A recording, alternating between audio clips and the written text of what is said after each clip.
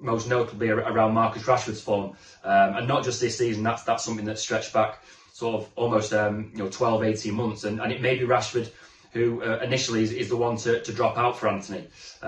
We don't expect Antony to play against Leicester on Thursday. That United are still waiting for international clearance with his deal, and there's a UK visa process to go through, which will take time to complete. It's more likely that he makes his debut against Arsenal at Old Trafford on Sunday. Obviously, we'll have to wait to see whether he starts that game. I think probably it's more likely right now that he will start that game on the bench. A way to force his move from Ajax. He hasn't really been training. He hasn't played for Ajax in their last two games. Essentially sort of went on strike to try and force the move to Old Trafford, and ultimately he's got his way. Again, it really will be only until Erik ten Hag picks him in a team that we'll see where he's going to play. On the face of it, when you pay 100 million euros for a player, you assume that he's going to start most weeks. But Erik ten Hag has been very, very keen to stress to journalists when they've asked questions that he needs a very big squad this season.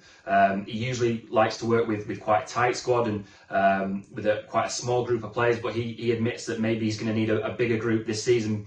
One, to deal with the fixture list. It's going to be an incredible schedule that they've got between now and the World Cup, trying to fit in a lot of Europa League games. But then also with the World Cup as well, he's going to send an awful lot of players over to Qatar to play for their national teams, and they're going to have to come back after that and integrate back in the squad. So he said a number of times that he feels he's probably going to need a larger squad than maybe he's worked with in the past. He's going to need a lot of options to cope with all the demands of the games that Man United have.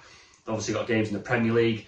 The Europa League is a particularly grueling schedule, having to play Thursdays and then Sundays again in the Premier League. And then you've also got the cup competitions. You've got the FA Cup and the Carabao Cup. And really, with Erik ten Hag being in his first season at Man United, he can't afford to throw away any of those competitions. Thanks so much for watching ESPN on YouTube. And for more sports highlights and analysis, be sure to download the ESPN app. And for premium content and live streaming, subscribe to ESPN Plus.